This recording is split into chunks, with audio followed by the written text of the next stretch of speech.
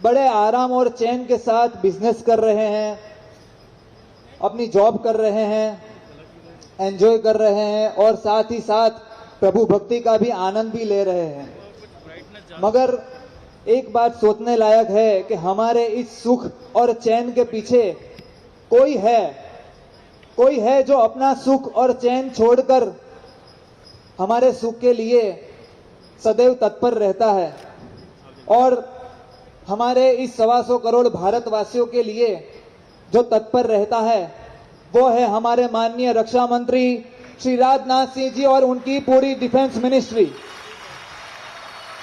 एक बार ध्वज लहराकर उनका स्वागत अभिवादन जय किया जाए। हो, जय हो, भारत माता की जय। प्यारे भक्तजनों, मैं बताना चाहूंगा कि वैसे तो साहब की उम्र 70 साल की है, मगर ये कहने में निसंदेह हम कह सकते हैं कि भारत की सेवा के लिए उनका जज्बा एक जोशीले युवान से एक तिनका भी कम नहीं है। प्यारे भक्तजनों, प्यारे युवानों, माननीय राज्य मंत्री श्री पहले कृषि मंत्री रह चुके हैं, उत्तर भारत के मुख्यमंत्री रह चुके हैं, गृह मंत्री भी रह चुके हैं, मगर यह कहते हुए आनंद होता है कि सभी पद पर उन्होंने अपनी सूझबूझ और निर्णय शक्ति से ऐसे ऐसे इनोवेटिव काम किए हैं जो काबिले दाद है। उसमें से एक दो का जिक्र मैं यहां पर करूंगा। भारतीय जनता पार्टी में अगर किसी की अध्यक्षता में पूर्ण बहुमति से सरकार बनी है तो वो है हमारे माननीय राजनाथ सिंह जी। प्यारे भक्तजनों, और जब से वे रक्षा मंत्री के पद पे आरूढ़ हुए हैं तब से भारत की सेना और भारत की बॉर्डर को इतनी मजबूत की है, आप सब मीडिया के माध्यम से जानते हैं। मगर एक छोटी सी बात यहां पर मैं बताना चाहूंगा। रिसेंटली जब चाइना की बॉर्डर लद्दाख में हमारे 115 जितने नौजवान शहीद हुए, तब माननीय रक्षा मंत्री जी वहां रूबरू गए और इतना ही नहीं, जहां पर अभी तक सड़क भी नहीं बनी थी वहां पर उन शहीदों की स्मृति में इतना मेमोरियल बड़ा बनवा दिया कि आज लद्दाख एक टूरिज्म प्लेस बन गया है। प्यारे भक्तजनों, आइए, ऐसे राष्ट्रीय वीर पुरुष जब हमारी सभा में उपस्थित है तब मैं विनती करूंगा हमारे बाल युवा प्रवृत्ति के बालकों को कि ऐसे माहौल में, ऐसे वीर पुरुष के स्वागत में एक सुंदर नृत्य पेश किया जाए। तो सुंदर नृत्य की प्रस्तुति बाल युवा प्रवृत्ति के बालकों के द्वारा।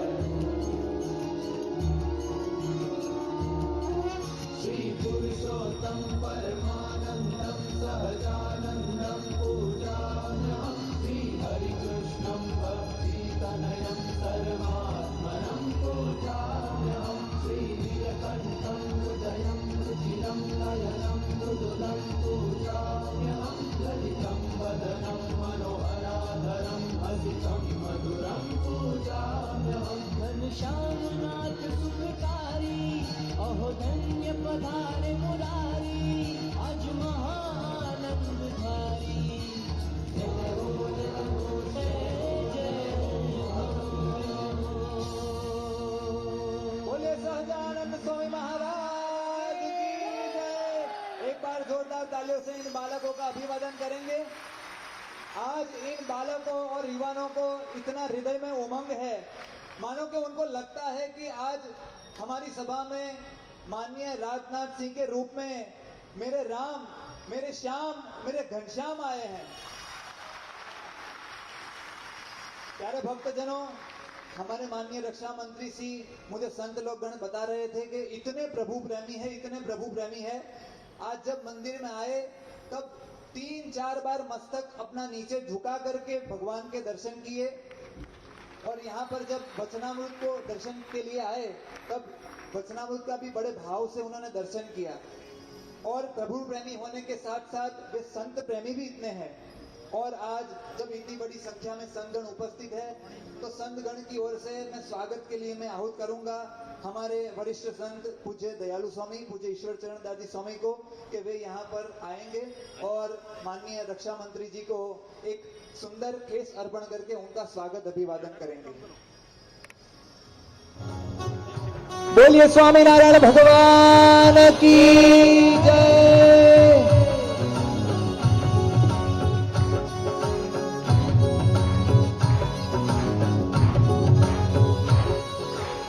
प्यारे भक्तजनों, आज जब हम 125 करोड़ भारतवासियों की रक्षा का जिम्मा जब माननीय रक्षा मंत्री जी ने अपने सिर पर लिया है, और माननीय प्रधानमंत्री नरेंद्र मोदी जी, माननीय गृह मंत्री अमित शाह जी और माननीय रक्षा मंत्री जी राजनाथ सिंह जी तीनों मिलकर जब भारत को एक नई दिशा देने जा रहे हैं, तब मैं उनको विनती करूंगा कि वे हमारे गुरुजी के पास आएंगे और गुरुजी उनकी रक्षा के लिए उनके हस्त कमल में एक रक्षा सूत्र का बंधन करेंगे और उनको माला पहनाकर उनका अभिवादन करेंगे। बोले सहजानंद स्वामी महाराज की जय। भाई, ऐसे भारत के लाल जब रक्षित है तो हम सब सुरक्षित है।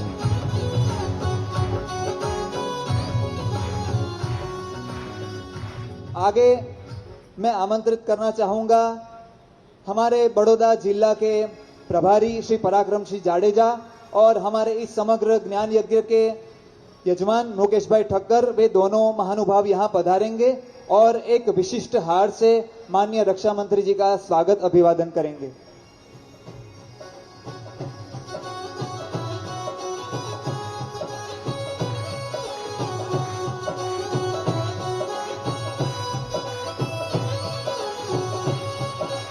बोलिए स्वामीनारायण भगवान की जय।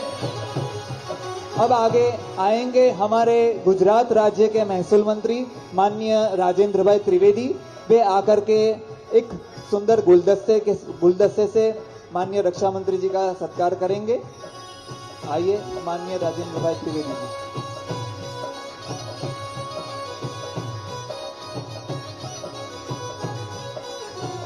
बोलिए भारत माता की। प्यारे भक्तजनों, स्वागत पूजन के बाद इतनी विशाल संख्या में जब हमारे यहाँ संतगण उपस्थित है, हजारों की तादाद में जब यहाँ पर युवा वर्ग उपस्थित है, तब आइए मैं विनती करूंगा पूज्य ईश्वर चरण दास जी स्वामी के चरणों में वे आकर इस प्रसंग के अनुरूप अपना उद्बोधन व्यक्त करेंगे। पूज्य दयालु स्वामी।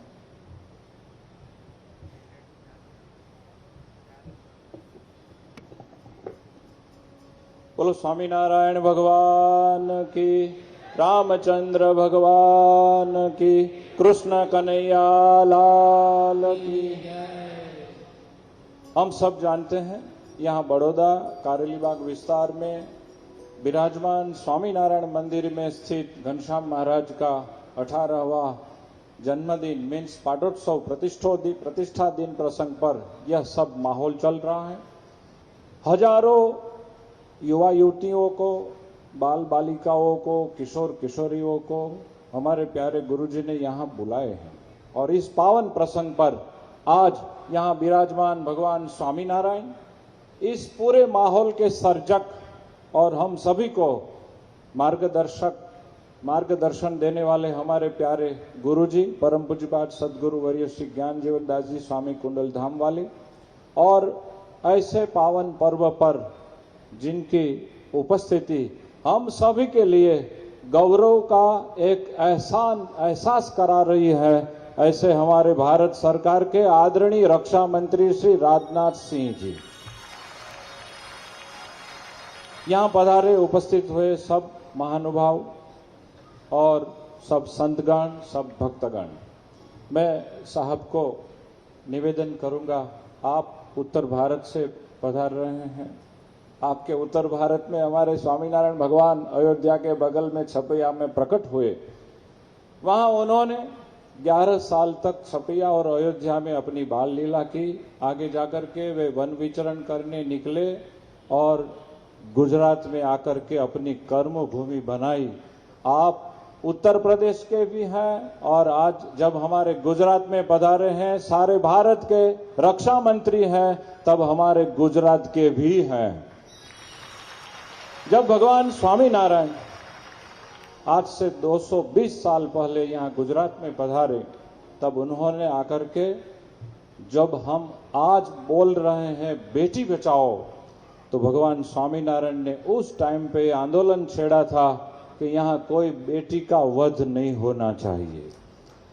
जब बेटी को उछेरने वाले ऐसा कहते थे कि जब बेटी बड़ी होगी उसका विवाह करना होगा, हमको बहुत ज्यादा खर्च करना पड़ेगा, तब हम क्या करें? तब भगवान स्वामीनारायण ऐसा कहते थे, मैं इस सत्संग धार्मिक जनता से पैसा मांग करके आपको दूंगा, लेकिन आपकी बेटी बचाइए, बेटी का वध मत करिए, वो पाप है।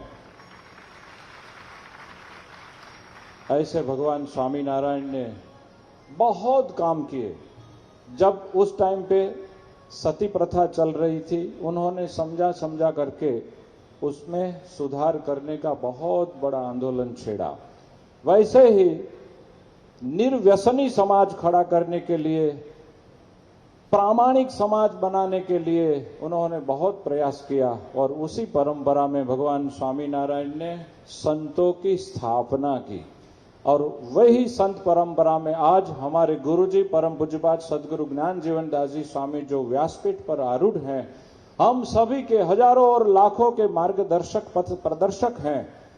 उनकी निगरानी में हम सब भगवान का भजन करते हुए देश में हजारों और लाखों प्रामाणिक नागरिक का सर्जन हो, इस दिशा में काम कर रहे हैं। और वही लक्ष्य से, उपलक्ष्य से ये माहौल चल रहा है। तब मैं हमारे माननीय रक्षा मंत्री श्री की एक बात याद करूंगा। उनकी हिस्ट्री जब हम टटोलने जाते हैं तब ऐसा सुनना पढ़ना मिलता है कि वे जब उत्तर भारत के माननीय मुख्यमंत्री श्री के पद पर आरूढ़ थे, बहुत बड़े निर्णय ले रहे थे, तब कभी कभार ऐसा भी हुआ कि उन्होंने निर्णय लिया कि परीक्षा में चोरी नहीं होनी चाहिए, कहीं अप्रामाणिकता अनिता नहीं होनी चाहिए। और उस टाइम पे कब कभार ऐसा हुआ कि उनको उसका सामना करना हुआ। मैं आज संत के रूप में बोलूंगा, उन्होंने हार कबूल की, सत्ता गंवाना कबूल की, लेकिन अप्रामाणिकता कबूल नहीं की।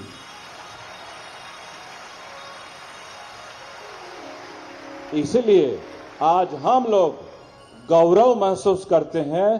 भारत को आज सीना तान के बोलना चाहिए, हमारे प्राइम मिनिस्टर नरेंद्र मोदी जी और रक्षा मंत्री राजनाथ सिंह जी जब तक इस भारत में सक्षम है, तब तक हम हमारी धर्म की रक्षा के लिए सदैव सक्षम बने रहेंगे।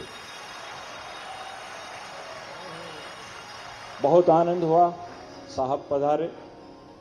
लाखों युवा युवतियों जब यहां संस्कार का अभ्युदय प्राप्त कर रहे हैं, भारत के उत्तम नागरिकता प्राप्त कर रहे हैं, और वो भी एक संत के श्रीमुख से। भारत का सपूत कैसा होना चाहिए, वो इस देश में पैदा हुआ है तो किस तरह से जीवन जीना चाहिए, वो बात जब स्वामीनारायण भगवान के संत के श्रीमुख से हम प्राप्त करते हैं, तब आज भारत मां और पूरे भारतीय वर्ग बहुत खुशहाली का एहसास करेंगे। ऐसे माहौल में रक्षा मंत्री श्री राजनाथ सिंह जी पधारे, मैं उनका बहुत बहुत स्वागत करता हूं, अभिवादन करता हूं और उनकी उपस्थिति के कारण मैं मेरी गुरुजी और सभी संत गण की ओर से खुशी भी अभिव्यक्त करता हूं। जय स्वामीनारायण। खूब खूब धन्यवाद पूज्य दयालु स्वामी जी का। प्यारे भक्तों, उद्बोधन का दौर आगे बढ़ाते हुए मैं विनंती करूंगा, श्री स्वामीनारायण संप्रदाय की राजधानी वड़ताल धाम से यहाँ पर उसके संस्था के चेयरमैन देव प्रकाश दास जी स्वामी यहाँ पर मौजूद है और कोठारी स्वामी डॉक्टर संत वल्लभ दास जी भी यहाँ पर मौजूद है। तो उनमें से डॉक्टर संत वल्लभ दास जी स्वामी को मैं आहूत करूंगा कि वे यहाँ पर आएंगे और प्रसंग के अनुरूप अपनी हृदय की उर्मियां यहाँ पर व्यक्त करेंगे। डॉक्टर संत वल्लभ दास जी स्वामी, वड़ताल संस्थान।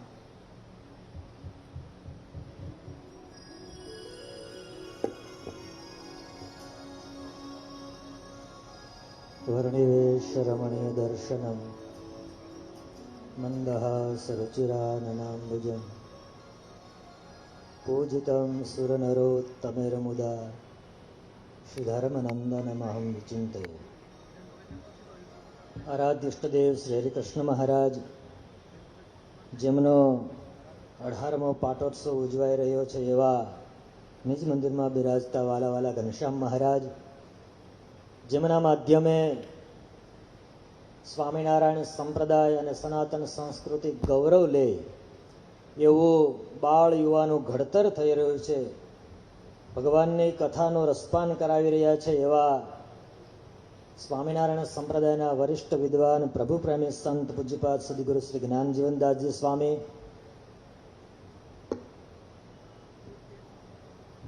और इस देश की रक्षा के लिए समग्र विश्व में छीना तान के खड़े रहने का गौरव हमको जिन्होंने प्रदान किया है, ऐसे हमारे रक्षा मंत्री माननीय श्री राजनाथ सिंह जी, हमारे गुजरात के महसूल मंत्री राजेंद्र त्रिवेदी जी, बड़ौदा के प्रथम नागरिक केयूर भाई, पूर्व प्रथम नागरिक भरत भाई, योगेश भाई, यजमान गण एवं सारे युवागण, सबको मेरी ओर से हृदय से जय श्री स्वामीनारायण, जय श्री स्वामीनारायण। मैं आज ये युवा सभा को एक प्रश्न पूछना चाहता हूं, आप जवाब देंगे? हमारी सुरक्षा, हमारा जीवन हमारे देश के वीर सपूत सैनिकों की बदौलत है। हम लोग चाहे तो एक एक जवान का, वीर योद्धाओं का सम्मान करने का मौका प्राप्त कर सकते हैं, सब जगह पे बॉर्डर पे जा सकते हैं। आज पूज्यपाद ज्ञान जीवनदास जी स्वामी ने हमको मौका दिया है कि सबका प्रतिनिधित्व लेकर के हमारे बीच माननीय रक्षा मंत्री जी उपस्थित हुए हैं। तालियों के नाद से हम उनका सम्मान करेंगे। ये राजनाथ सिंह जी का नहीं, सारे सैनिक गण का स्वागत है। स्वामीनारायण भगवान ने अपने जीवन काल में एक बात हमको सिखाई है। सर्वप्रथम यदि हम लोग आत्मनिर्भर नहीं बन सकते हैं, सदगुरु गोपालानंद स्वामी ने कहा था, सबसे पहले अपने आत्मा का कल्याण करना चाहिए। आत्मरक्षा हुई तो सर्व जन की रक्षा होगी। आज हमारे देश में आत्मनिर्भर भारत का जो कंसेप्ट आगे बढ़ रहा है, उसके लिए सिर्फ बॉर्डर पर बैठने वाला देश की रक्षा नहीं करता है।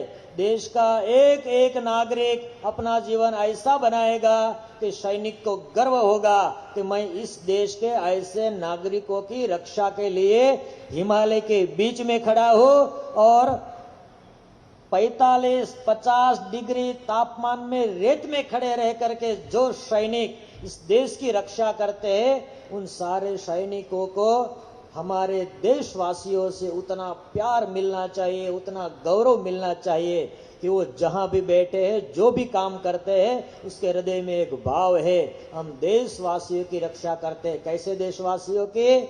जो देशवासी अपने देश के नेता के, अपने देश के जनता के और अपनी मातृभूमि के लिए सब कुछ करने के लिए, मरने के लिए, मिटने के लिए तैयार है, ऐसे देश के नागरिक तैयार करने का काम भगवान स्वामी नारायण के संत आज इस शिविर के माध्यम से कर रहे हैं। मैं राजनाथ सिंह जी रक्षा मंत्री है, मैं उनको सर बताते मुझे खुशी हो रही है कि बॉर्डर पर जाकर के रक्षा करना जो पसंद करता है उसके लिए जीना मरना कोई बड़ी बात नहीं है। उसके लिए एक ही बात होती है, मेरे देशवासी की रक्षा मैं किस तरह से करूं, मातृभूमि की रक्षा मैं किस तरह से करूं। यही प्रण लेकर के वो जैसे बॉर्डर पर खड़े रहते हैं, आज गौरव के साथ हम भारतवासी माननीय प्रधानमंत्री श्री नरेंद्र भाई मोदी जी, माननीय गृह मंत्री श्री अमित भाई शाह जी और माननीय रक्षा मंत्री श्री राजनाथ सिंह जी की और देखे तो पता लगेगा, दिन में अपनी शरीर की, अपने परिवार की परवाह किए बिना जैसे संत लोग पूरे दिन देश, समाज और आत्मरक्षा के लिए काम कर रहे हैं, इसी प्रकार त्याग भावना के साथ देश की मातृभूमि की सेवा करने वाली सरकार आज भारत देश ने पाई है। वो भारत देश के लिए गौरव का क्षण है। जिस उम्र में अपने परिवार के साथ बैठ करके शांतिमय जीवन जीना चाहिए, उस उम्र में आज हमारे देश के नेतृत्व में जो बैठे हैं वो लोग देशवासियों की और मातृभूमि की ऐसी सेवा कर रहे हैं कि आज हम लोग इतने प्रेम और आनंदमय माहौल में बैठते हैं। उनका सारा जिम्मा, सारी उनकी क्रेडिट वो यहाँ बैठे राजनाथ सिंह जी जैसे देश के नेताओं के नाम पे होनी चाहिए। और मुझे एक बात बता करके खुशी हो रही है कि भगवान स्वामीनारायण ने मातृभूमि के लिए और देशवासी के लिए ये बात कही है।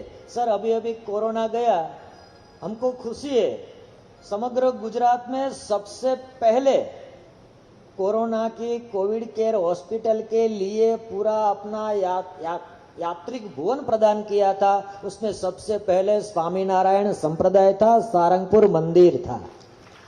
जब गुजरात में ऑक्सीजन की किल्लत आई उस वक्त पूरे गुजरात में सबसे पहले हम लोग जहां बैठे हैं, जो 18 साल का महोत्सव मना रहे हैं, यहां सबसे पहले Covid care centre with oxygen शुरू करने का काम पूज्यपाद स्वामी ज्ञान जीवन दास जी स्वामी ने किया था। पूरा का पूरा संप्रदाय जिस वक्त देश पे आपत्ति आती है उस वक्त सेंटर और स्टेट की सरकार के साथ रहता है।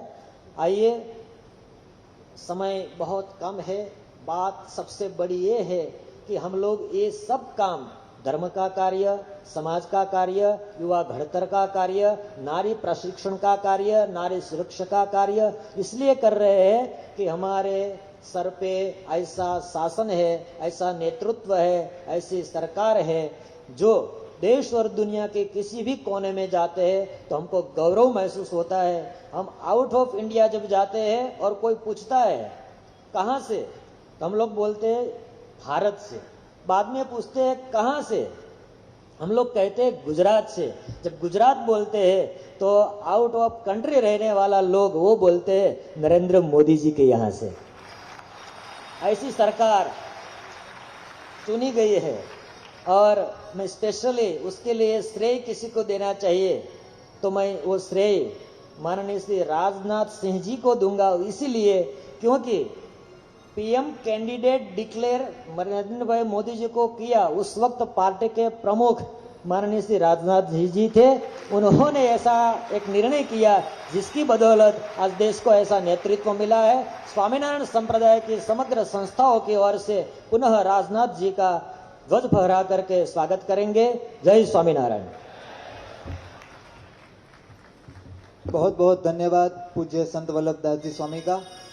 प्यारे भक्तों, संत वल्लभ स्वामी जी ने बताया कि कोविड के दौरान पूज्य गुरु जी की प्रेरणा से बहुत सारी सेवाएं हुई है और भी जब जब समय आया तब गुरु जी ने धन की ओर नहीं देखा, केवल समाज और जन कल्याण की ओर देखा है।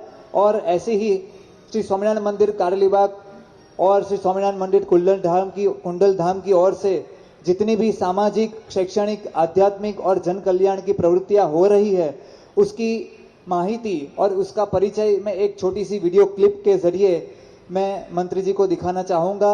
तो प्रस्तुत हो जाए वीडियो क्लिप। कुंडल धाम श्री स्वामीनारायण भगवान का परम प्रासादिक महातीर्थ, पुण्य सलील उत्तावली नदी का पावन तट, श्री रामेश्वर महिमा मंडित 200 साल पुराने श्री कुंडलेश्वर महादेव जी की स्थापन भूमि, श्री ज्ञान जीवन दास जी स्वामी के 100 त्यागी संतों का पवित्र आश्रम, 200 गीर गायों का पावन आवास, 15,000 उपरांत वृक्षों का संवर्धन स्थल, जैविक खेती एवं अनुपम औषध वाटिका से समृद्ध स्वास्थ्यालय। यह है पवित्र कुंडल धाम।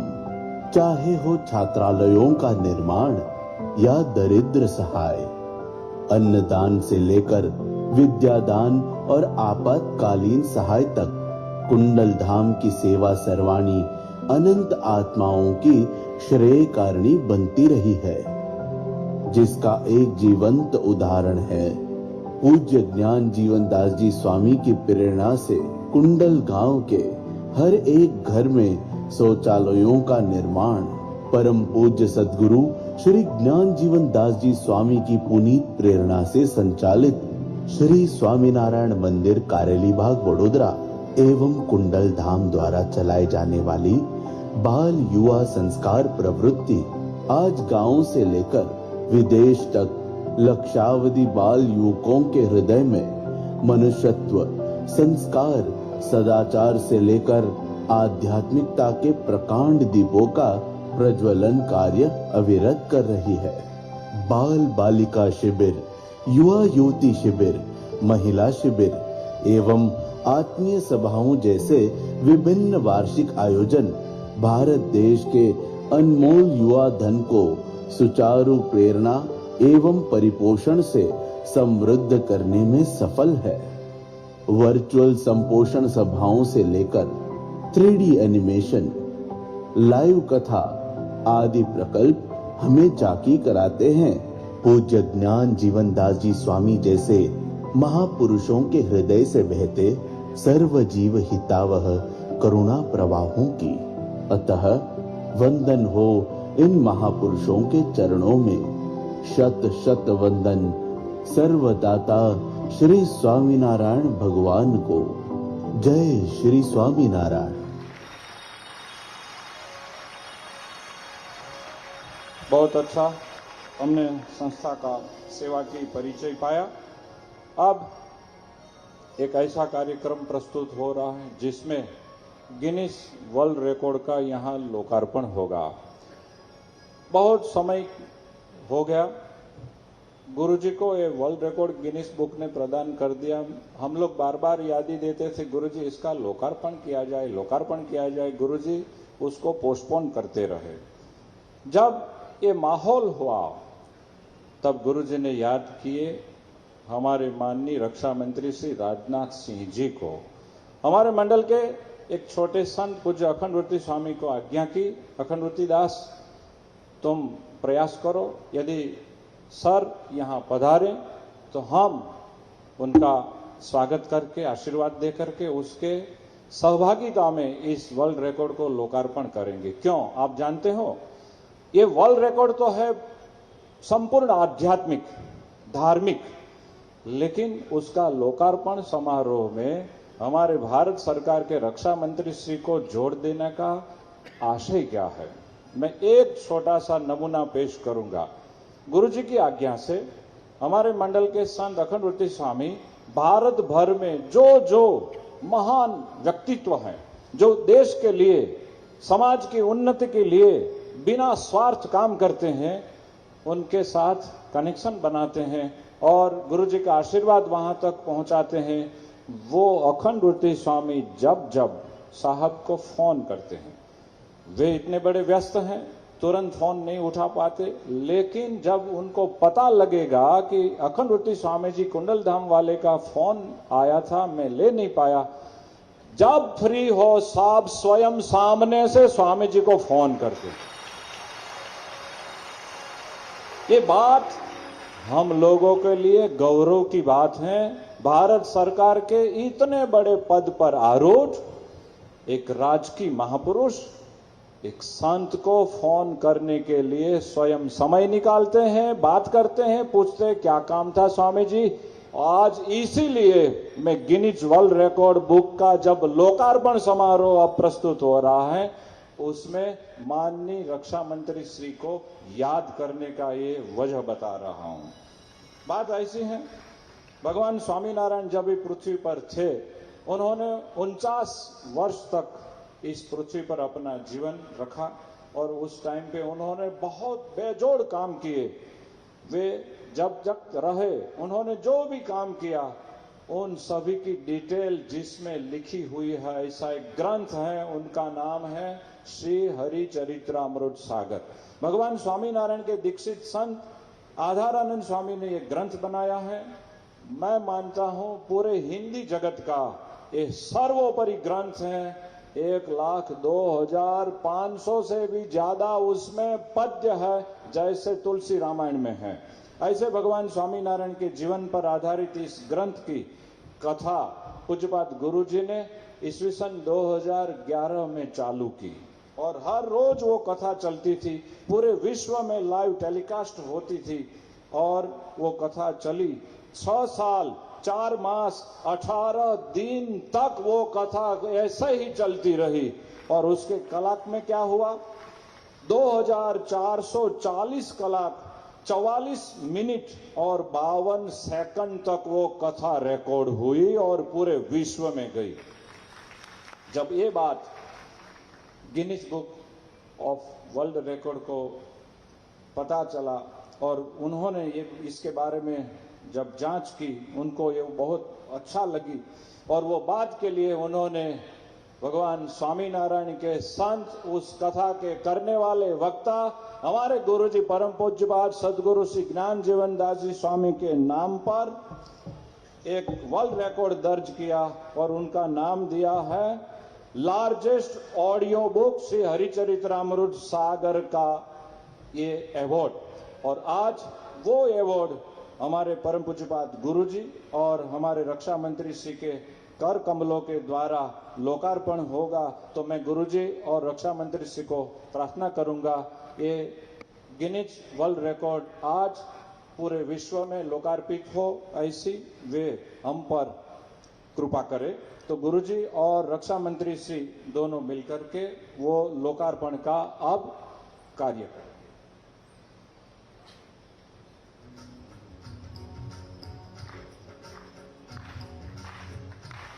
बोलो स्वामीनारायण भगवान की। बहुत अच्छा, साहब ने वो शेल गुरुजी के श्रीकंठ में अर्पण किए और सर्टिफिकेट गुरुजी को दे रहे हैं। हम राष्ट्र ध्वज लहरा करके हमारे भारत के इस गौरव का अभिवादन करेंगे। अब फिर मैं गुरुजी को विनती करूंगा, गुरुजी अपने हाथ से ये अयोध्या में बनने वाला जो भगवान राम का मंदिर की ये प्रतिकृति है वो आप रक्षा मंत्री श्री के कर कमलों में अर्पण करेंगे। संतों वहां ले जाएंगे। ये भगवान राम के मंदिर का ये फ्लोट रक्षा मंत्री श्री को अर्पण होगा। बोलो भगवान रामचंद्र परमात्मा की। बहुत अच्छा हुआ, बहुत अच्छा। एक भगवान स्वामीनारायण का स्वरूप अश्वारूढ़, वो स्वरूप गुरुजी साहब को अर्पण करेंगे।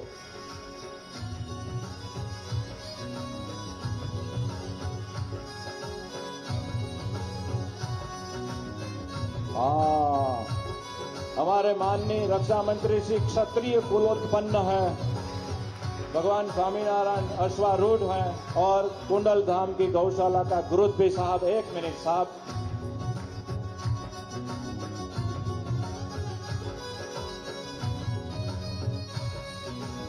अब मैं गुरुजी को विनती करूंगा, गुरुजी रक्षा मंत्री श्री और बहुत महानुभाव यहाँ उपस्थित हैं, जो यहाँ उपस्थित हैं मैं उनका नामोल्लेख कर रहा हूं। हमारे गुजरात सरकार के महसूल मंत्री श्री राजेंद्र भाई त्रिवेदी, भार्गव भाई भट्ट महामंत्री श्री भाजप, मनीषाबेन वकील राज्य कक्षा के मंत्री गुजरात सरकार, योगेश भाई पटेल धारासभ्य श्री, जीतूभाई सुखड़िया धारासभ्य श्री, केयूरभाई रोकड़िया मेयर श्री और विजय भाई शाह भाजपा प्रमुख श्री, एनवी पटेल माजी चेयरमैन वुडा, ये सब यहाँ उपस्थित हैं। तब गुरुजी हम सभी को आशीर्वाद प्रदान करने की कृपा करें। प्यारे गुरुजी। सर्वने जय स्वामिनारायण।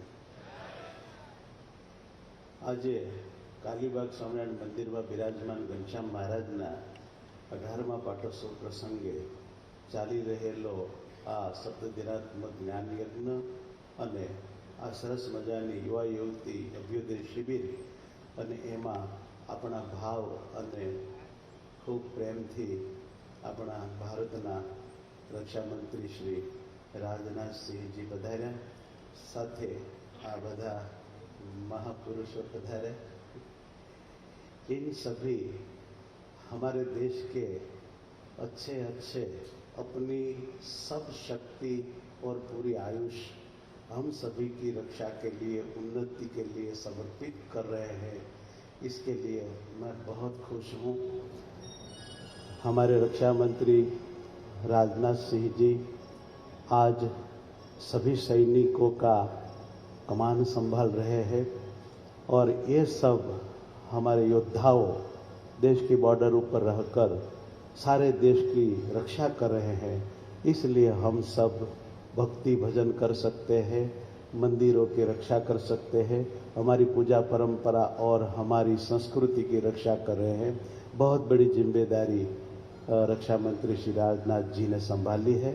मैं परमात्मा का चरणों में प्रार्थना करता हूँ और आप सभी संतगण और सभी भक्तगण भगवान से मांगेंगे कि हमारे राजनाथ सिंह जी का आयुष्य लंबा करे प्रभु, स्वास्थ्य बहुत अच्छा रखे और उनके हाथों से, उनकी सोच से सब हमारा देश का बहुत बहुत कल्याण हो, हमारा देश बहुत आगे बढ़े। इतनी भगवान से मैं प्रार्थना करता हूँ। सबको जय स्वामीनारायण। जय स्वामीनारायण। हम एक बार धन्य बने गुरु जी के आशीर्वाद पा करके। अब हमारे यहाँ गुजरात सरकार के महसूल मंत्री श्री राजेंद्र भाई त्रिवेदी साहब उपस्थित हैं। मैं उनको विनती करूंगा 2 मिनट के लिए भी अपना उद्बोधन करेंगे। माननीय श्री राजेंद्र भाई त्रिवेदी साहब। ओके, वो कह रहे हैं कि हमारा आ गया। तो अब मैं जिनकी इंतजारी में हम सब हैं, यहाँ केवल इतने ही बैठे, इतना नहीं, इसके पीछे इतना ही एक बड़ा हॉल है, वहां भी बहुत भक्त लोग बैठे हैं और पूरे दुनिया में ये लाइव टेलीकास्ट सब लोग सुन रहे हैं, देख रहे हैं। उन सभी के लिए मैं विनती करूंगा हमारे भारत सरकार के रक्षा मंत्री श्री राजनाथ सिंह जी को अपनी हार्दिक भावनाएं, उर्मियां अभिव्यक्त करने के लिए पधारेंगे, अपना उद्बोधन करने के लिए पधारेंगे और हम राष्ट्र ध्वज लहरा करके उनका अभिवादन करेंगे। माननीय श्री रक्षा मंत्री श्री।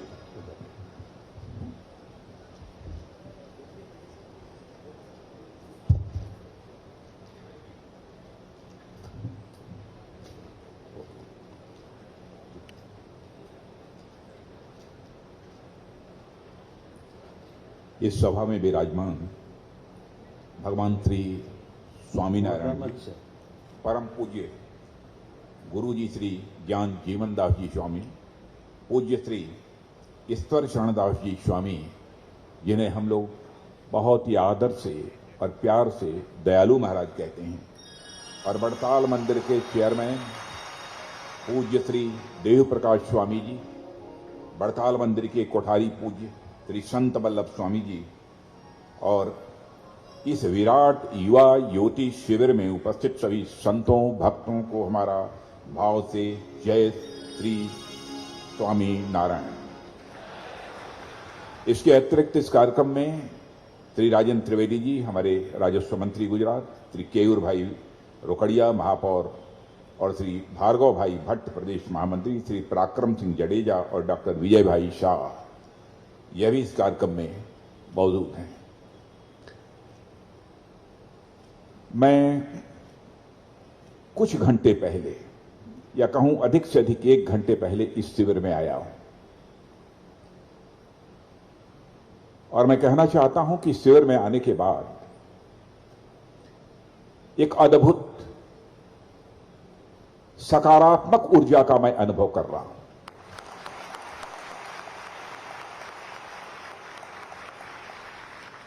मैं यही सोच रहा हूं कि पिछले 3 दिनों से आप सब लोग यहां पर उपस्थित हैं, आप सब अपने को कितना ऊर्जावान महसूस करते होंगे। इस स्थान पर आने के बाद मुझे लगा कि मैंने काफी देर कर ली।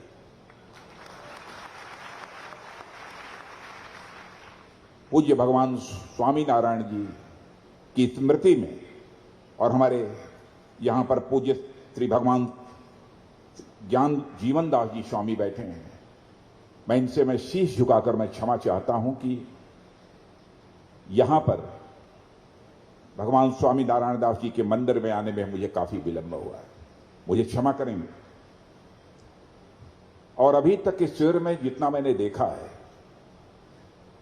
जाना है और समझा है, मैं कह सकता हूं कि आप सभी कुछ गिने चुने और अत्यंत सौभाग्यशाली लोग हैं जिन्हें यह शिविर अटेंड करने का अवसर प्राप्त हुआ है। पूज्य स्वामीनारायण जी द्वारा दिव्य ज्योति आज से लगभग 200 साल पहले, 230 साल पहले दयालु जी महाराज ने बतलाया, पहले प्रज्वलित की गई थी और आज भी हमें मार्ग दिखाने का काम कर रही है।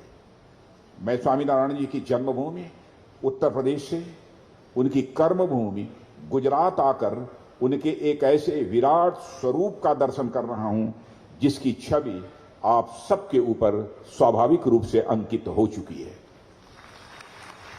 स्वामीनारायण मंदिर कुंडल धाम आने का जो मुझे सौभाग्य मिला है उससे मैं सचमुच बहुत ही अभिभूत हूं और विशेष रूप से पूज्य स्वामी ज्ञान जीवन दास जी के चरणों में मैं पुनः प्रणाम करता हूं और उनके प्रति आभार भी व्यक्त करता हूं कि उन्होंने मुझे इस कार्यक्रम में आने का अवसर प्रदान किया है।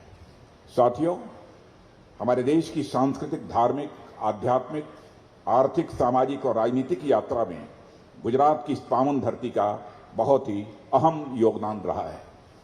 इस धरती ने नरसिंह भगत जैसे महापुरुष पैदा किए जिन्होंने स्वयं को भी अपने प्रेम के पास में बांधकर अपने आंगन में आने के लिए विवश कर दिया। उसके बाद संत दादू दयाल जी ने अपनी वाणी से न केवल गुजरात बल्कि समस्त भारत के समाज को आपस में जोड़ने का एक बहुत महती कार्य किया था। उसी कड़ी में स्वामी नारायण जी का नाम भी बहुत श्रद्धापूर्वक लिया जाता है, जिनके आदर्शों को आत्मसात करने के लिए हम सब एक साथ इस शिविर में उपस्थित हैं।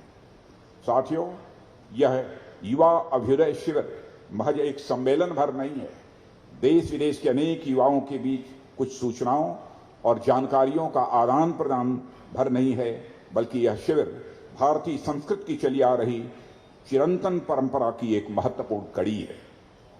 हजारों साल से हमारी संस्कृति अनवरत रूप से आगे बढ़ती चली आ रही है। वाद, प्रतिवाद, विवाद और संवाद के माध्यम से यह संस्कृति अपनी प्राचीनता के बावजूद अपने भीतर नवीनता को समाहित किए चलती है। संवाद हमारी संस्कृति का मेरुदंड है, जिसे हम बैकबोन कहते हैं, और इस तरह के शिविर हमारे विचारों और मतों के बीच संवाद की स्थली का काम करते हैं। साथियों, हमारे देश की संस्कृति शुरू से ही विविधता से पूर्ण रही है। हमारे प्राचीन ग्रंथों में उल्लिखित सुर, असुर, नाग, यक्ष और किन्नर जातियों से लेकर वर्तमान की अनेक जातियों, धर्म, दर्शन और संप्रदाय दुनिया भर में भारत की विशिष्टता का कारण रहे हैं। इतने विविधताओं के बीच कभी सहमति तो कभी असहमति यह स्वाभाविक हो जाती है। इस तरह की असहमतियों को दूर करने या थोड़ी साहित्यिक भाषा में उसे कहें तो विरुद्धों के बीच सामंजस्य स्थापित करने के लिए समय समय पर हमारे समाज में महान विभूतियां अवतरित होती रही हैं। इन्होंने अपने ज्ञान और दर्शन से न केवल समाज के तात्कालिक रूप से जोड़ने का काम किया, बल्कि सामाजिक समरसता के भविष्य का भी इन्होंने मार्ग प्रशस्त किया है। श्री स्वामीनारायण जी महाराज भी मैं समझता हूं इस तरह की विविधताओं में संतुलन स्थापित करने वाले एक शिखर पुरुष थे।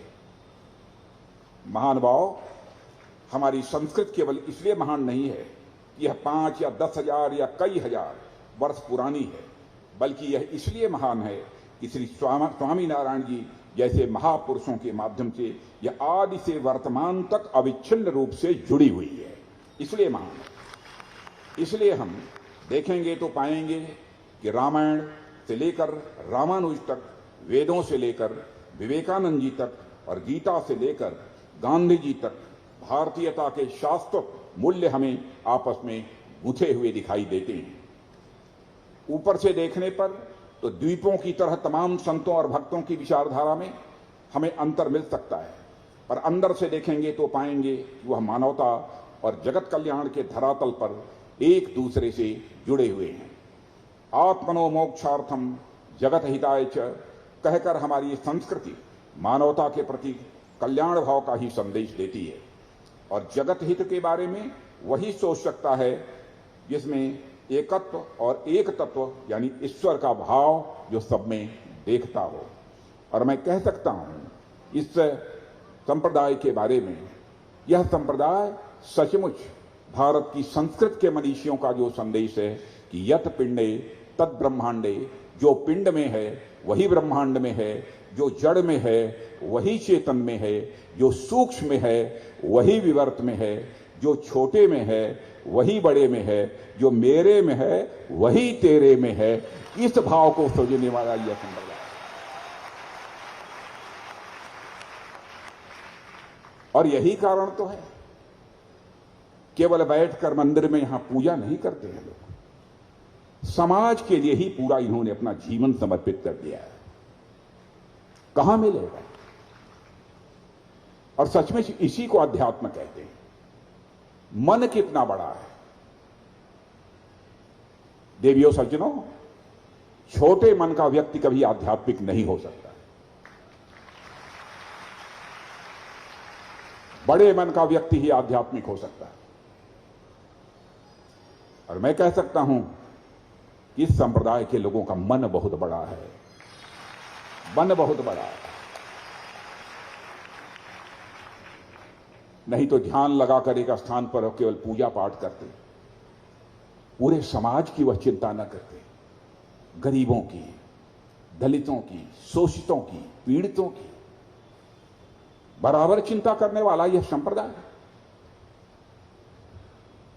कितने बड़े मन के लोग हैं। और मैं जानता हूं जिसका मन जितना बड़ा होता है उसी अनुपात में उसे आनंद, सुख, आनंद और परमानंद की अनुभूति होती है। जिसका जितना बड़ा मन बना है। मुझे बतलाया गया है कि यहां पर कुछ छात्र भी हैं, मैथमेटिक्स उन सभी लोगों ने पढ़ी होगी, और मैं समझता हूं कि आप लोगों में से बहुत सारे लोगों ने कम से कम हाई स्कूल तक तो गणित जरूर पढ़ी होगी।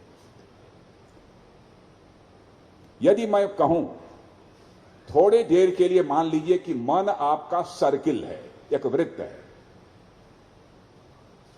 और इस सर्किल के सर्कमफेरेंस को यानी परिधि को जैसे जैसे बढ़ाते जाएंगे, इस मन के परिधि को यानी इसके डायमीटर को जैसे जैसे बढ़ाते जाएंगे, उसी अनुपात में, उसी रेशियो में आपके सुख की, आनंद की मात्रा बढ़ती चली जाएगी और अंततोगत्वा आप परमानंद को प्राप्त करेंगे।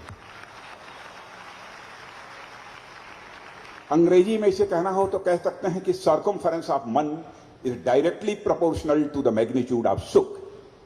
सर्कमफेरेंस ऑफ मन, सर्कमफेरेंस का मतलब परिधि होता है। सर्कमफेरेंस ऑफ मन is directly proportional to the magnitude of Anand. Circumference of man is directly proportional to magnitude of Paramanand.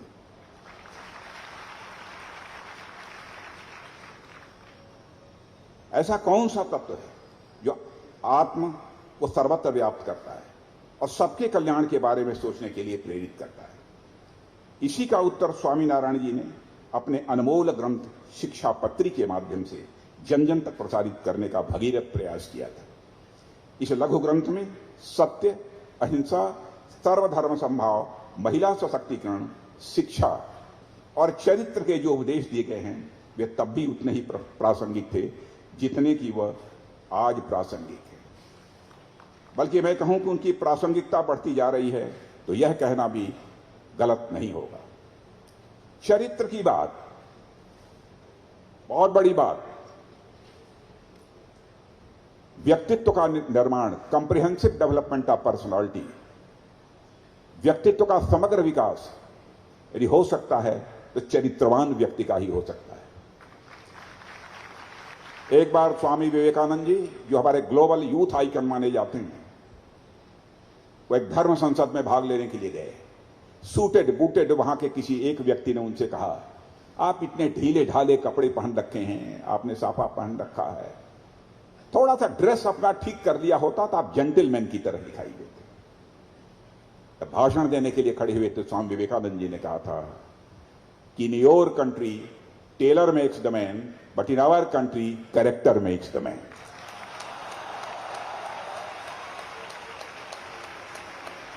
और मैं देख रहा हूं कि यहां भी उसी पर आग्रह है। इस संप्रदाय में, भारतीय संस्कृति में स्वामीनारायण परंपरा इस देश की भक्ति आंदोलन और समाज सुधार की दो धाराओं का संगम है। और यह परंपरा भारतीय चिंतन और राष्ट्रीय चेतना की अभिव्यक्ति भी है। स्वामीनारायण परंपरा ने भारत की आध्यात्मिकता और राष्ट्रीयता की धारा को तो मजबूत किया है, मगर उसे आधुनिकता से भी जोड़ने का काम किया है। समयानुकूल चिंतन और परिवर्तन स्वामीनारायण परंपरा की पहचान है और यही कारण है कि यह परंपरा गुजरात और भारत में ही नहीं बल्कि पूरे विश्व में पुष्पित और पल्लवित हो रही है। देवियों सज्जनों, श्री स्वामीनारायण जी ने ज्ञान को किसी भी व्यक्ति या समाज के लिए सबसे महत्वपूर्ण माना है। ज्ञान ही तत्व है जो जीव को उसके ब्रह्म होने का अनुभव कराता है। मटेरियलिस्टिक आइडियोलॉजी में यद्यपि नॉलेज इज पावर कहकर ज्ञान को पावर या शक्ति का साधन माना गया है, पर हमारे यहां ज्ञान को मुक्ति का मार्ग माना गया है। हमारे यहां कई योगों की चर्चा की गई है, कर्म योग, ज्ञान योग, भक्ति योग। किसी योग के माध्यम से परमानंद की प्राप्ति की जा सकती है, परमानंद की प्राप्ति की जा सकती है, लेकिन इन तीन के अतिरिक्त भी हमारे संतों और ऋषियों ने कहा है ज्ञान युक्त, ये भक्ति समन्वित, ज्ञान युक्त, निष्काम कर्म योग, यानी तीनों योगों को मिलाकर भक्ति समन्वित, ज्ञान युक्त, निष्काम कर्म योग के माध्यम से भी परमानंद की प्राप्ति की जा सकती है। और अगर हम समाज के प्रत्येक मनुष्य में ज्ञान का संचार हो गया तो उससे बेहतर अवस्था कुछ भी नहीं हो सकती है, क्योंकि उस समय सभी एक दूसरे के प्रति भेदभाव, ऊंच नीच भुलाकर एक दूसरे में घुल मिल जाएंगे और यही किसी भी समाज और राष्ट्र का मैं मानता हूं कि चरम उत्कर्ष होगा।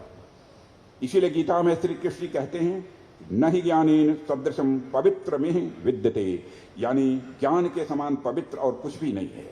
स्वामीनारायण जी ने तो ज्ञान को प्रसारित करने का अभियान शुरू किया था जिसे हमें निरंतर आगे ले जाना है और आज यह स्वामीनारायण संप्रदाय निरंतर उसे आगे ले जाने का काम कर रहा है।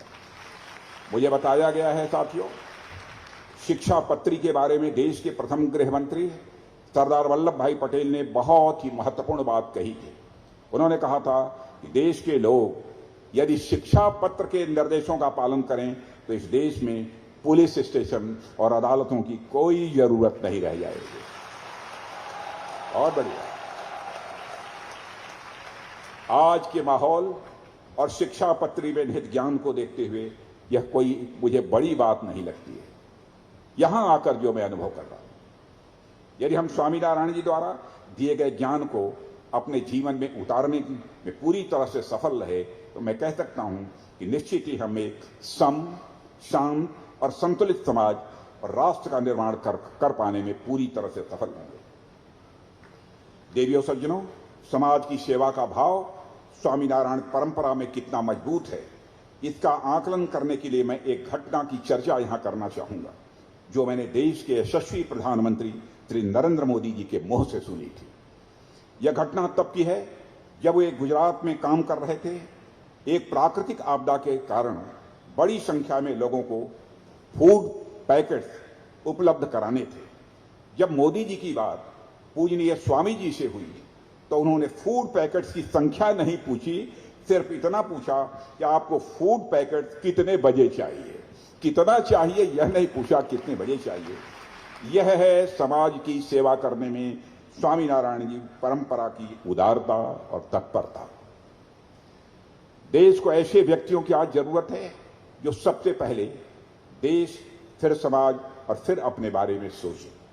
इस तरह के शिविर में देश और समाज के प्रति जो संस्कार दिया जा रहा है, मैं उसके लिए कुंडल धाम की मुक्त कंठ से सराहना करता हूं और हृदय से मुक्त कंठ से सराहना करता हूं और हृदय से मैं श्रद्धा की अभिव्यक्ति भी करता हूं। साथियों, जैसे बिना मजबूत नींव के कोई इमारत बुलंद नहीं हो सकती है, बिना जड़ के कोई वृक्ष विशाल नहीं हो सकता है, उसी तरह बिना अपनी संस्कृति परंपराओं और अपने स्वर्णिम अतीत को समझे और उसका मान किए कोई सभ्यता भी महान नहीं बन सकती है। साथियों, एक समय था जब भारत ज्ञान विज्ञान के क्षेत्र में पूरे विश्व में नंबर 1 था, मगर सदियों की गुलामी के बाद हम में से बहुत सारे लोग भारत के उस गौरवशाली अतीत से परिचित नहीं हैं। मैं सैकड़ों उदाहरण दे सकता हूं, मगर समय अभाव के कारण कुछ ही बातें मैं यहां रखूंगा।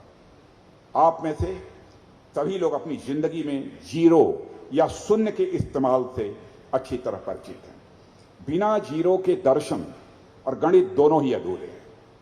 मगर यह जीरो आया कहां से? यह जीरो मानवता को भारत की देन है, जो मैथ्स के छात्र रहे हैं क्वाड्रेटिक इक्वेशन से भी अच्छी तरह परिचित होंगे। Quadratic equation a+b² = a² + b² + 2ab। वे क्वाड्रेटिक इक्वेशन से भी परिचित होंगे। और यह क्वाड्रेटिक इक्वेशन कहां से आया? यह हमारे भारत में पैदा हुआ स्वामी श्रीधराचार्य जी की यह खोज थी। यह दुनिया के दूसरे देशों की खोज नहीं। आज पूरी दुनिया में यह साबित हो चुका है। जिस पाइथागोरस प्रमेय की, पाइथागोरस थ्योरम की हम चर्चा करते हैं, यह पाइथागोरस थ्योरम बोधायन ने, हमारे महर्षि बोधायन ने पाइथागोरस से 300 साल पहले ही से खोज लिया था। यह है भारत। और यह भारत देश आर्यभट्ट, वराहमिहिर, ब्रह्मगुप्त, बोधायन, चरक, सुश्रुत, नागार्जुन, कणाद से लेकर सवाई जय सिंह तक वैज्ञानिकों की एक लंबी परंपरा का साक्षी रहा है। प्रसिद्ध जर्मन एस्ट्रोनॉमर कॉपरनिकस ने लगभग 1000 वर्ष पूर्व आर्यभट्ट ने पृथ्वी के गोल होने और उसके अपनी धुरी पर घूमने की पुष्टि कर दी थी।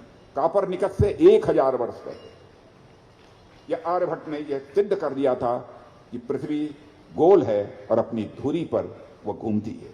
मेरे युवा साथियों, भारत एक समय में विश्व गुरु था और इसकी स्वर्णिम गाथा इतिहास के पन्नों में अंकित है। आज हम 21वीं सदी में हैं और इस सदी में भारत को फिर से अपनी श्रेष्ठता के नए अध्याय लिखने होंगे। इसका हमें संकल्प लेना होगा और इसके लिए आर्थिक, सामाजिक और राजनीतिक क्षेत्र समेत जीवन के हर क्षेत्र में नई ऊंचाइयां हमें हासिल करनी होंगी और इसमें युवाओं का ही सबसे महत्वपूर्ण योगदान होगा। और मैं मानता हूं कि युवाओं के लिए सबसे बड़ा प्रेरणा स्रोत हमारी महान सांस्कृतिक विरासत है। साथियों, गांधी जी ने आज से लगभग 100 साल पहले कहा था कि मैं अपने घर के चारों तरफ दीवार नहीं चाहता हूं, न ही अपनी खिड़कियों को बंद रखना चाहता हूं। मैं चाहता हूं कि सभी सभ्यताओं की हवा मेरे घर में सहजता से आए। पर उन्होंने यह भी कहा था कि कोई भी बाहरी हवा इतनी तेज न चले कि मैं औंधे मुंह गिर पड़ूं, और यह मुझे किसी भी सूरत में स्वीकार नहीं है। यह गांधी जी ने कहा था। हमें आज की दुनिया में जो हो रहा है उससे अनजान नहीं रहना है, पर इसके साथ साथ हमें यह भी सुनिश्चित करना है कि हमें किसी भी बाहरी प्रभाव द्वारा हमारी संस्कृति, परंपरा और उसमें निहित मूल्यों को भी खतरे में डालने की स्थिति भी हमें नहीं बनने देनी है। हमें यह सुनिश्चित करना है कि हमारे युवा जितने विश्वास के साथ कोट पैंट टाई पहने, उतने ही गर्व के साथ धोती और कुर्ता भी पहने। जय हो। हमारे युवा कोडिंग में अव्वल हों, पर वेद पुराण उपनिषद के ज्ञान में भी वह किसी से पीछे न हो, ऐसा बनने की जरूरत है। भारत वेद पुराण उपनिषद रामायण महाभारत गीता और गुरु ग्रंथ साहब की धरती है। यह व्यास कबीर नानक देव मीराबाई और साईं की धरती है। यह शंकराचार्य के अध्यात्म, विवेकानंद के ज्ञान, ब्रह्मगुप्त बोधायन चरक के विज्ञान और पूज्य स्वामी नारायण जी के संतुलन और बड़प्पन की यह धरती है। सदियों से भारत ने ज्ञान और आत्मखोज के नए मापदंड स्थापित किए हैं। चाहे वह भौतिक विज्ञान हो या सामाजिक विज्ञान, हर फील्ड में नए कीर्तिमान स्थापित किए हैं। और यही हमारी जड़ें हैं, जिसको हमने आधुनिकता की दौड़ में कहीं न कहीं इसे पीछे छोड़ दिया है। मेरे युवा साथियों, मैं मानता हूं, चाहे वह रामायण हो या गुरु ग्रंथ साहब, इन सब में महानतम मानव मूल्य निहित हैं और हमें अपनी युवा पीढ़ी को इन्हें पढ़ने के लिए प्रेरित करना चाहिए। और हमारे स्वामी जी का शिक्षा पत्र भी हमें किसी भी सूरत में छोड़ना नहीं चाहिए, उसका हमें नित्य पाठ करना चाहिए।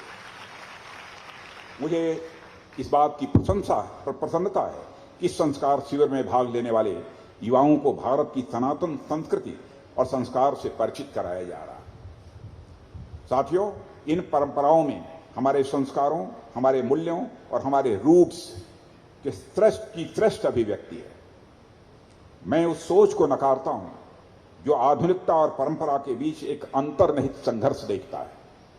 आपका कल था इसलिए आज है, अतीत था तभी वर्तमान है।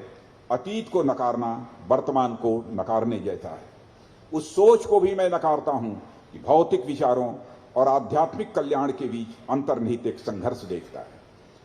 क्योंकि सभी भौतिक सफलता के बावजूद लोग आध्यात्मिक कल्याण की तलाश में हैं और आधुनिकता के बावजूद हम अपने अस्तित्व के सवालों के जवाब खोजने के लिए आखिर में अपने सनातन विचारों और दर्शन का ही दरवाजा खटखटाते रहे हैं। देवियों सज्जनों, भारत एक ऐसा देश है जहां विभिन्नता कभी भी संघर्ष का कारण नहीं बनी है। भारत वह देश है जो मर्यादा पुरुषोत्तम राम को पूजता है और स्थापित मर्यादाओं से आगे जाने वाले कृष्ण को भी पूजता है। हम पूर्णिमा का उत्सव भी मनाते हैं और अमावस्या का भी मनाते हैं। पूरी दुनिया में भारत ही एक ऐसा देश है जहां सभी संप्रदाय के लोग मिलजुल कर रहते हैं। मुस्लिम समाज के 72 फिरके इस देश में मिलते हैं, दुनिया के किसी देश में नहीं मिलते हैं।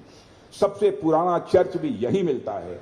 जब पारसियों को अपने वतन में उत्पीड़न का सामना करना पड़ा तो उन्होंने सबसे पहले इस देश और इसी प्रदेश में आकर शरण ली थी, गुजरात प्रदेश में आकर शरण ली। और साथियों, भारत अपार संभावनाओं का देश है, सुखद विरोधाभासों का यह देश है। यह एक ऐसा देश है जहां एक राजकुल में जन्मा बालक भिक्षुक बनकर विश्व को सबसे शांत प्रिय धर्म देता है, वहीं एक साधारण बालक एक गरीब ब्राह्मण की मदद से एक साम्राज्य की स्थापना कर लेता है। यह भारत की महान परंपरा है। और आज जब हम न्यू इंडिया के निर्माण में लगे हैं, जिसका हमारे प्रधानमंत्री ने आह्वान किया है, तो हमारा मार्गदर्शक हमारा ओल्ड इंडिया और उसकी समृद्ध सांस्कृतिक परंपरा होनी चाहिए। हमें अपने ओल्ड इंडिया को किसी भी सूरत में भूलना नहीं है। वहां से हमको इंस्पिरेशन हासिल करनी है, वहां से हमको प्रेरणा हासिल करनी है। आज जब भारत 5 ट्रिलियन की अर्थव्यवस्था बनने की दिशा में अग्रसर है, तब हम अपनी 5000 वर्ष से पुरानी सभ्यता को हमें समझना होगा। आज जब हम मंगल पर जाने की तैयारी में हैं, तो हमें यह याद रखना होगा कि सदियों पहले हमने सूर्य और धरती की दूरी माप लिया था कि यहाँ से सूर्य की यहाँ से कितनी दूरी है, सूर्य की चंद्र से कितनी दूरी है, चंद्र की धरती से कितनी दूरी। आज जब हम पुरुषों और महिलाओं को बराबरी का हक देने की बात कर रहे हैं, तो हमें यह जान लेना आवश्यक है कि वैदिक और उत्तर वैदिक काल में महिलाओं को एक गरिमामयी स्थान प्राप्त था। उन्हें देवी, सहधर्मिणी, अर्धांगिनी, सहचरी माना जाता था। स्मृति काल में भी यत्र नार्यास्तु पूज्यन्ते तत्र देवाः रमन्ते कहकर उसे सम्मानित स्थान प्रदान किया गया है। पौराणिक काल में भी शक्ति का स्वरूप मानकर उसकी आराधना की जाती रही है।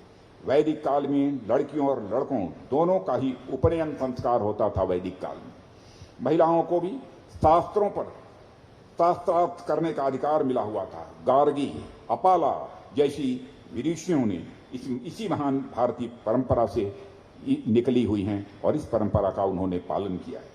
भारत आज विश्व नेतृत्व के लिए तैयार हो रहा है। Economy, science and technology, innovation आदि क्षेत्रों में नई ऊंचाइयां छूने की दिशा में भारत तेजी से आगे बढ़ रहा है। उसे याद रखना होगा, इन सब का आधार हमारे बीते हुए कल में है। और साथियों, आने वाला समय भारत का समय है, यह मानकर चलिए। और इस गुजरात ने हमें एक ऐसा सशक्त नेतृत्व दिया है कि हर हिंदुस्तान के नागरिक का एक विश्वास बढ़ा है कि आने वाला समय भारत का समय है। कि नरेंद्र मोदी जी के रूप में जब यूरोप का अभ्युदय हुआ था तो उसकी जमीन, वहां हुए पुनर्जागरण, जिसे अंग्रेजी में रेनेसांस कहते हैं, ने तैयार की थी। भारत की आजादी की जमीन भी स्वामी नारायण, स्वामी विवेकानंद, स्वामी दयानंद सरस्वती जैसे विचारकों ने सांस्कृतिक पुनर्जागरण के माध्यम से की थी। साथियों, आज इस शिविर में आने के बाद मुझे अब तक जो भी अनुभव हुआ और आप लोगों के माध्यम से इस शिविर, इस संस्था और हमारे राष्ट्र का जो भविष्य मेरे सामने उभर कर आ रहा है, मैं उस पर संक्षिप्त में अपनी बात रखना चाहूंगा। आज दुनिया जिस तरीके से बदल रही है, इससे आप सभी लोग अच्छी तरह अवगत हैं। तमाम वैज्ञानिक विकासों के साथ साथ और एक ओर मानव जीवन सुगम बन रहा है, तो दूसरी ओर दुनिया किस गर्त में जा रही है, इस बात से भी आप सभी अच्छी तरह अवगत हैं। ऐसे में दुनिया को एक बार फिर मानवता के कल्याण के बारे में विचार करने की जरूरत है, जिसमें भारत एक लीडर की भूमिका निभा सकता है और दुनिया को पुनः एक प्रकाश की जरूरत है, मार्गदर्शन की जरूरत है, जो हमारा देश अपने विचारों के माध्यम से इस दुनिया को प्रदान कर सकता है। वर्तमान में दुनिया में बढ़ती विसंगतियों से निजात पाने का जो सर्वसुलभ और कारगर तरीका मुझे लगता है, निस्संदेह वह अध्यात्म है। अध्यात्म का अर्थ होता है आत्मज्ञान, अध्यात्म का अर्थ होता है आत्मचिंतन, आत्ममनन एवं विश्लेषण, और अध्यात्म का अर्थ होता है परमात्मा से मिलन का प्रयास। जब मैं आत्मज्ञान की बात कर रहा हूं, तो इसका अर्थ है स्वयं को भली भांति जानना। हम अपने आप को जितना अधिक जान सकेंगे, हम अपने शरीर को और मन को उतना ही बेहतर अनुशासित और नियंत्रित कर सकेंगे। अध्यात्म अपने मन की ऐसी शक्तियों पर नियंत्रण पाने का एक बहुत ही महत्वपूर्ण और अद्भुत मार्ग है। और इसी तरह जब मैं आप लोगों के सामने परमात्मा से मिलन के प्रयास की बात कर रहा हूं, तो मैं स्पष्ट करना चाहूंगा परमात्मा से मेरा तात्पर्य क्या है। दुनिया भर के हर एक धर्म और संप्रदायों ने परमात्मा को अपनी अपनी दृष्टि से देखा है और परिभाषित किया है। किसी ने उसे सगुण के रूप में देखा है, किसी ने उसे निर्गुण के रूप में देखा है, किसी ने गुरु के रूप में, तो किसी ने अलौकिक तत्व के रूप में देखा है। पर इन सबके बावजूद एक समान गुण है जो आपको हर एक पंथ में मिलेगा, वह है इस धरती पर मनुष्य मात्र में परमात्मा की उपस्थिति। सनातन धर्म यह मानता है ईश्वर किसी न किसी रूप में इस धरती पर उपस्थित प्रत्येक जीव जंतु के भीतर उपस्थित है। आदि शंकराचार्य ने अपने अद्वैतवाद के माध्यम से इस विचार को और अधिक पुष्पित पल्वित किया और उनका मानना था जीव ब्रह्म का ही अंश है और वह माया के पर्दे के कारण ब्रह्म से वह विमुख रहता है। पर ज्ञान के प्रभाव से यह पर्दा हटाया जा सकता है और जीव द्वारा ईश्वर की प्राप्ति संभव है।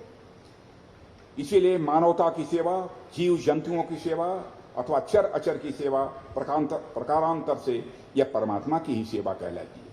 दूसरे शब्दों में मैं कहूं तो लोगों की सेवा और उनकी सहायता ही अंततः हमको अध्यात्म की ओर यह उन्मुख करती है। साथियों, अध्यात्म के बारे में अब तक जो बातें मैंने अभी कही हैं, उसे सार रूप में अगर मुझे कहना हो तो मैं कहूंगा कि जीवन में काम, क्रोध, मोह आदि बंधनों से ऊपर उठने की अवस्था को ही हम अध्यात्म कहते हैं। यानी जिसका मन बड़ा होता है, वह देखना है कि स्वामीनारायण संप्रदाय में आकर देखा जा सकता है, वह सच्चे अर्थों में आध्यात्मिक होता है। और मनुष्य अपने इन बंधनों को जिस हद तक तोड़ता चला जाता है, मानवता के प्रति उदार होता चला जाता है, मैं समझता हूं उतना ही वह आध्यात्मिक ऊंचाइयों को हासिल करता चला जाता है। समाज और राष्ट्र की सेवा दोनों ही परिस्थितियों में मनुष्य के सामने जो पहली शर्त होती है वह होती है अपने अहम को समाप्त करना। बिना अहम को समाप्त किए हम कोई भी सेवा कार्य कर लें वह दिखावा ही हो सकता है, सेवा नहीं हो सकती। जय हो। और यह स्वामीनारायण संप्रदाय में आपको देखने को मिलेगा। स्व से पर सेवा और पर सेवा से परम सेवा तक की यात्रा ही अध्यात्म है, यही स्पिरिचुअलिटी है। और इस यात्रा की चरम परिणति उस अवस्था में होती है जब मानव मन की हर प्रकार की संकीर्णता समाप्त हो जाती है और वह उन्मुक्त मन से मानवता और ईश्वर को समर्पित हो जाता है। मनुष्य जब यह आत्मसात कर ले जो ईश्वर में है वही सब में है, जो स्थूल में है वही सूक्ष्म में है, तो यह अवस्था आध्यात्म की अवस्था होती है। इसकी परिणति ब्रह्म और ब्रह्म की निर्मित जगत की सेवा में होती है, जब मनुष्य समस्त विश्व को अपना मानकर उनकी सेवा में लीन होने लगता है। वसुधैव कुटुंबकम के पीछे यही भावना है। देखिए भारत हमारा कितना महान है, दुनिया का अकेला देश है जिस देश के रहने वाले हमारे ऋषियों और मनीषियों ने भारत की सीमा में रहने वाले लोगों को ही अपने परिवार का सदस्य नहीं माना है, बल्कि पूरे विश्व की धरा पर रहने वाले लोगों को अपने परिवार का सदस्य मानते हुए वसुधैव कुटुंबकम का संदेश दुनिया के किसी एक धरती से सारे विश्व को गया है, तो हमारे और आपके देश भारत की धरती से गया है। हमारे देश और ऋषियों और मनीषियों का मन कितना बड़ा, इसकी हम कल्पना कर सकते हैं। वसुधैव कुटुंबकम के पीछे यही भावना है जो संदेश हमारी भारत पूरे विश्व को गया है। मुझे पूरा विश्वास है इसी सिद्धांत पर आगे बढ़ते हुए हम अपने और समस्त मानवता के कल्याण का मार्ग प्रशस्त करने का प्रयास करते रहेंगे। एक बात और यहां पर मैं कहना चाहूंगा, मेरे युवा साथियों, जीवन में आस्था और विश्वास का बहुत बड़ा महत्व होता है। यदि स्वामीनारायण संप्रदाय से आप जुड़े हैं, कभी हो सकता है कभी कभी मन बहुत ही चंचल होता है, कभी विचलित हो जाता है, लेकिन एक बार जुड़े हैं तो आस्था और विश्वास किसी भी सूरत में इस संप्रदाय से टूटना नहीं चाहिए। मैं आप सबसे अपील जय हो, जय हो। क्योंकि मेरा मानना है कि आस्था और विश्वास से ही परमात्मा की प्राप्ति हो सकती है। आस्था और विश्वास से, और जीवन की सारी समस्याओं का समाधान यदि कहीं पर है तो आस्था और विश्वास में। बहुत खूबसूरत। यहां पर मैथमेटिक्स पढ़े हुए लोग होंगे, गणित पढ़ा हुआ लोग। मैं यदि किसी से यह सवाल करूं, किसी आदमी के पास इतना पैसा है, उसने उसका आधा पैसा राम को दे दिया और जो शेष बचा था उसमें से 1/3 घनश्याम को दे दिया और 100 रुपया जो बच गया था वह राधेश्याम को दे दिया। बतलाइए कुल रुपया कितना था, कितना पैसा था? कोई बतला पाएगा इसमें? फिर से सुन लीजिए प्रश्न मेरा। एक व्यक्ति के पास इतना पैसा था कि उसने आधा उस पैसे का राम को दे दिया, 1/3 श्याम को दे दिया और उसके अलावा जो 100 रुपया बचा था वो घनश्याम को दे दिया। बतलाइए कितना पैसा था? कोई बतला सकता है इसमें? अब देखिए, आस्था और विश्वास से इस समस्या का समाधान मैं निकालने जा रहा हूं। आप मान लीजिए let us consider that amount was a. मान लीजिए कि वह अमाउंट ए था, तो A/2 राम को दे दिया, A/3 श्याम को दे दिया, बचा कितना? 100 रुपया। तो A/2 minus A/3 is equal to 100। It means 5A। इसका मतलब अब यह हो गया A/6 हो गया। A/6 इज इक्वल टू 100, यानी A इज इक्वल टू 600, 600, यानी उस व्यक्ति के पास 600 रुपया था, 600 था जो उसने दे दिया। माने आस्था और विश्वास के आधार पर आप यदि गणित की समस्याओं का समाधान कर सकते हैं, मैथमेटिक्स की प्रॉब्लम्स को यदि आप सॉल्व कर सकते हैं, तो आस्था और विश्वास के आधार पर जीवन की समस्याओं का समाधान क्यों नहीं निकाला जा सकता? यह बात हमारी समझ में है।